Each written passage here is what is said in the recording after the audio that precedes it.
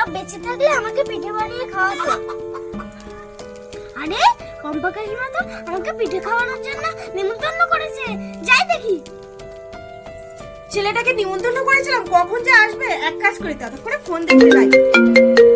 আরে এখন আবার কি ফোন করলো? আমি ঘর মালিক বলছি দুদিনের মধ্যে আমার ঘর খালি করে দিতে হবে। আমার জামাই মেয়ে আসছে, ওই রুমে ওদের থাকতে দেবো। যেভাবে হোক দুদিনের মধ্যে খালি করতেই হবে। আচ্ছা ঠিক আছে, আমি দুদিনের মধ্যে ঘর খালি করে দেবো। এ কি অঙ্ক, তুই এসেছিস? এনে পিঠে খা। কাকিমা আমি দাঁড়িয়ে তোমাদের সব কথা শুনেছি, তুমি কিছু না মনে করলে আমাদের বাড়িতে থাকতে পারো। বিনিময়ে এই মাহারা ছেলেকে একটু মায়ের ভালোবাসা দিও। আমি মায়ের ভালোবাসা বড্ড কাঙাল, তাই যেহেতু তোমার ডাকে বারবার ছুটে আসি। হ্যাঁ আমিও তো একজন সন্তানহারা মা, আমি কষ্টটা বুঝি। আয় কাছে আয়, নে পিঠে খা।